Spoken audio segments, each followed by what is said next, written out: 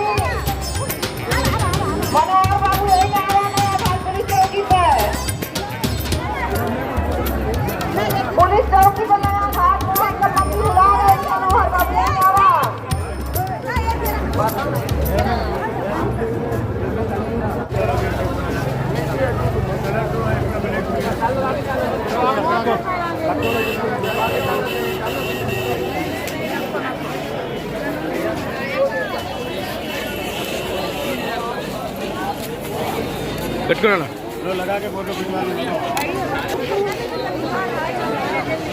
Hanuman temple వెళ్తున్నాం.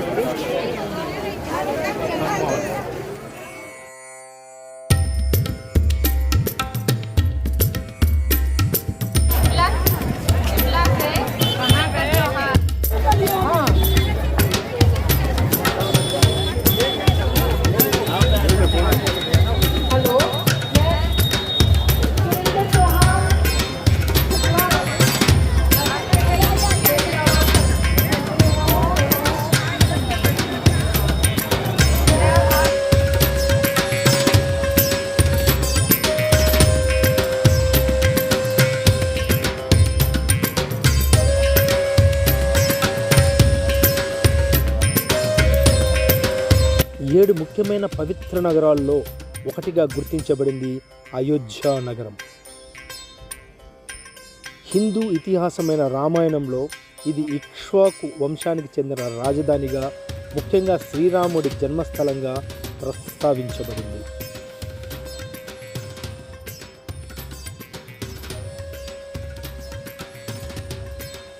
ఇలాంటి మహా అద్భుతమైన ఆధ్యాత్మిక కేంద్రంగా విరాజిల్లుతున్న అయోధ్య గురించి మరిన్ని విషయాల్ని మనం తెలుసుకునే ప్రయత్నం చేద్దాం.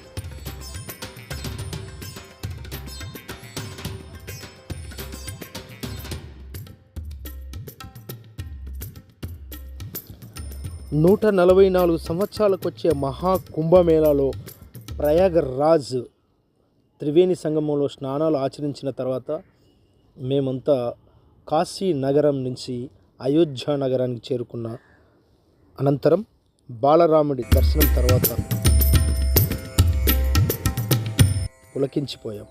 అలాంటి మహాపుణ్యక్షేత్రమైన అయోధ్యలో వేద మరియు పురాణాలలో ప్రస్తావన ఎలా ఉందో ఒకసారి చూద్దాం. వేదాలు, పురాణాలు, మహాభారతం, రామాయణం వంటి పురాణ గాథల్లో లేదా పురాణ గ్రంథాలలో అయోధ్య ప్రత్యేక స్థానం కలిగి ఉంది.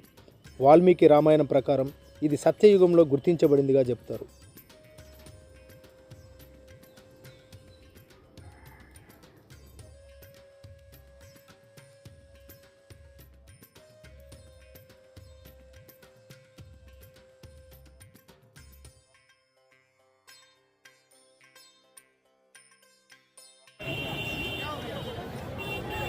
ఇలా అయోధ్య అనేక చారిత్రాత్మక, మతపరమైన సంఘటనలకు కేంద్రంగా నిలిచింది.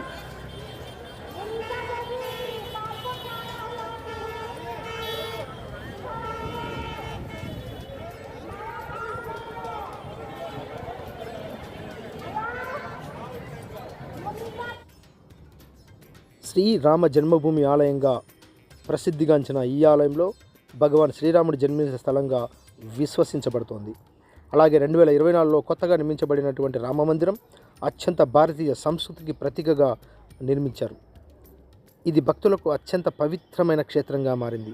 సరయూ నది ఒడ్డున వెలిసిన ఈ అయోధ్య ఆలయం ఎంతోమంది భక్తులకు పుణ్యధామంగా మారిపోయింది. ఇలాంటి కనక భవన్ ఆలయంలో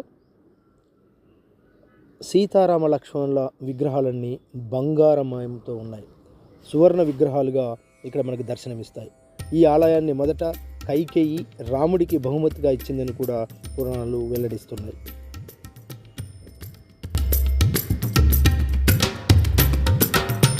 అయోధ్యలో మరో ప్రధానమైన ఆలయం నందిగ్రామ్ మందిరం. నందిగ్రామ్ మందిరం యొక్క ప్రాముఖ్యత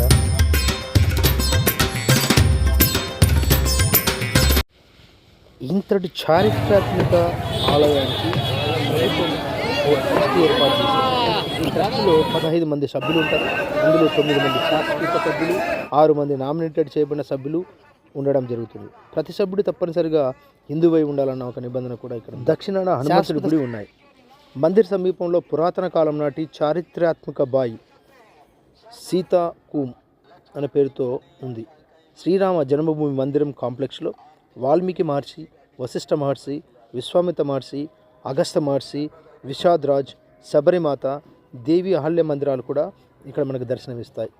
కాంప్లెక్స్ నైరుతి భాగంలో కుబేర్ తిలా వద్ద శివుని పురాతన మందిరం జటాయువు విగ్రహంతో పాటుగా పునరుద్ధరించబడింది. మందిరంలో ఎక్కడా ఇనుము వాడలేదు. మందిర్ పునాది 14 మీటర్ల మందంపాటి రోలర్ కాంపాక్ట్ కాంక్రీట్తో నిర్మించబడింది. ఇది కృత్రిమ శిలారూపాన్ని ఇస్తుంది.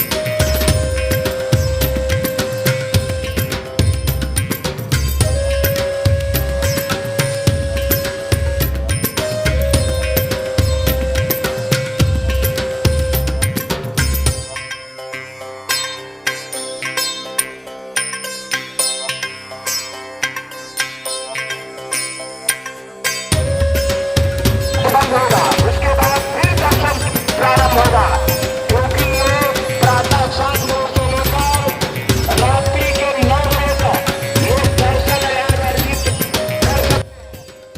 2020 ఆగస్టు 5న రామ మందిర నిర్మాణ ప్రారంభానికి భూమి పూజని భారత ప్రధాని నరేంద్ర మోడీ నిర్వహించారు. ఈ ఆలయ నిర్మాణం శ్రీరామ జన్మభూమి తీర్థ క్షేత్ర ట్రస్ట్ పర్యవేక్షించింది. 2024 జనవరి 22న బాలరాముడు రామ్ లల్లా ప్రాణ ప్రతిష్ఠ జరిగింది. నుదురు రంగు కృష్ణ శిలపై రామ్ లల్లా 51 అంగుళాల పొడవుతో 5 ఏళ్ల బాలుడిలా విల్లు బాణం పట్టుకుని దర్శనమిస్తాడు. అయోధ్య రాజధాని కోసల రాజ్యం ఎంతో ప్రసిద్ధిగాంచింది. కోసల రాజ్యం పురాతన భారతదేశంలోని శక్తివంతమైన రాజ్యాల్లో ఒకటిగా పేర్కొనబడింది. దశరథ మహారాజు త్రేతాయుగంలో అయోధ్యని పరిపాలించాడు. త్రేతాయుగంలో దశరథ మహారాజు అయోధ్యని పరిపాలించాడు. త్రేతాయుగం అనేది సత్యయుగం తర్వాత వచ్చిన యుగం. ఇతిహాసాల ప్రకారం శ్రీరాముడు క్రీస్తు పూర్వం 5000 సంవత్సరాల నుండి 7000 సంవత్సరాల క్రితం జన్మించాడని కొన్ని పరిశోధనలు చెబుతున్నాయి.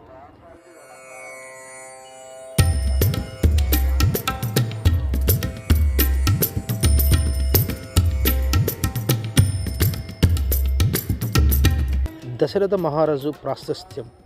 ఆయన ఇక్ష్వాకు వంశానికి చెందిన గొప్ప చక్రవర్తి. అయోధ్యలోని ధర్మపాలనతో రాజ్యాన్ని పరిపాలించాడు. శత్రుజిత్, రావణాది రాజులతో యుద్ధాలు చేసి విజయాన్ని సాధించాడు. ఆయన పాలనలో అయోధ్య అత్యంత శోభాయమానమైన రాజధానిగా పేరుగాంచింది. దశరథ మహారాజు పాలించిన కోసల రాజ్యం ప్రాచీన భారతదేశంలోని గొప్ప రాజ్యాల్లో ఒకటిగా పేరు పొందింది.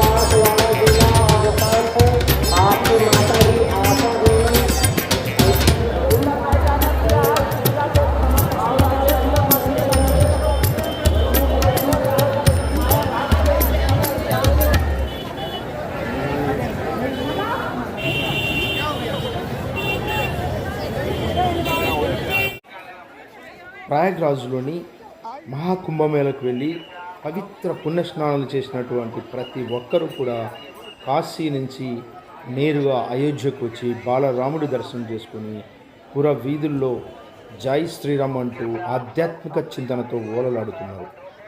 ఇప్పుడు మనం చూస్తున్న అయోధ్య వీధుల్లో అక్కడున్న అధికారులు సైతం ఎంతో సహనంతో ఓపిక సహకరించడం నిజంగా ఒక అద్వితీయమని చెప్పాలి. ఇప్పుడు మనం చూస్తున్న ప్రాంతం అంతా శ్రీరామచంద్రమూర్తి తన బాల్యంలో నడయాడిన ప్రదేశం. ఇలాంటి పుణ్యధామమైన స్థలంలో ఇప్పుడు ఇక్కడ కనిపిస్తున్న భక్త జనంతో పాటు మేము కూడా కుటుంబ సమేతంగా ఈ ప్రాంతాల్లో సంచరించడం నిజంగా పూర్వజన్మ సుకృతమని చెప్పాలి.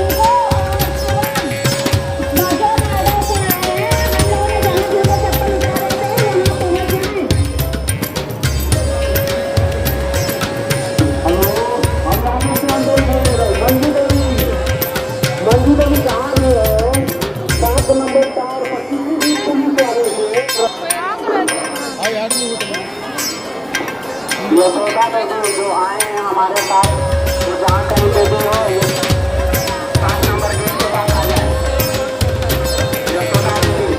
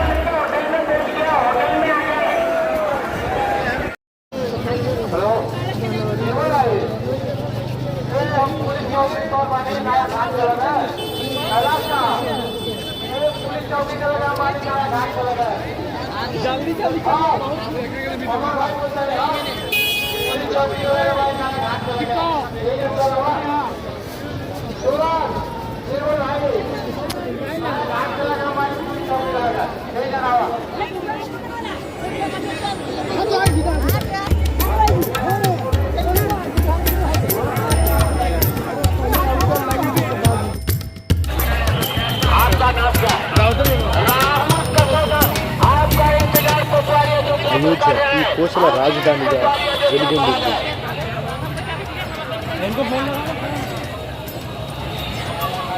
ఇప్పుడు మనం చూస్తున్న ప్రాకారం అయోధ్య బాలరాముడి ఆలయ ప్రాంగణంలో ఉన్నటువంటిది.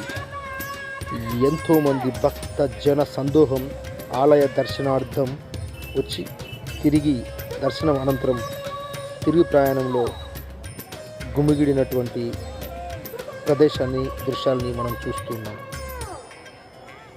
ఇప్పుడు మనం ఇక్కడ చూస్తున్న భవనం ప్రసాదాలకు నిర్మించినటువంటి ఒక భవన నిర్మాణం. ఇక్కడ ప్రసాదాలు ఉచితంగా ఇవ్వడం జరుగుతుంది. అలాగే దర్శనానికి అవసరమైనటువంటి ప్రవేశానికి కూడా ఎలాంటి రుసుములు టికెట్ ధరలు ఇక్కడ లేకపోవడం చాలా ఆనందదాయకం. ఇక్కడ క్యూలో నిలబడ్డ వారంతా అయోధ్యలోని శ్రీ బాలరాముడి దర్శనం అనంతరం ఇక్కడున్న నిర్మాణంలో ఏర్పాటు చేసిన ప్రసాద కౌంటర్లో భక్తులు క్యూ లైన్లలో వెళ్ళి ప్రసాదాలను స్వీకరిస్తున్నారు. ఇక్కడ కనిపిస్తున్నటువంటి భక్త జన సందోహం శ్రీరామ దర్శనం అనంతరం తిరుగు ప్రయాణంలో వెళ్తున్న ప్రధాన రహదారి ఇదే. అయోధ్య మహానగరంలో మనం చూసే ప్రతి ప్రదేశం ఆనాటి శ్రీరామచంద్ర మహాప్రభు తిరిగాడిన నేలగా మనం ఆలోచిస్తే ఆధ్యాత్మిక చింతనలో మన తరించిపోయే ఒక భావోద్వేగం మనలో నిండిపోతుంది.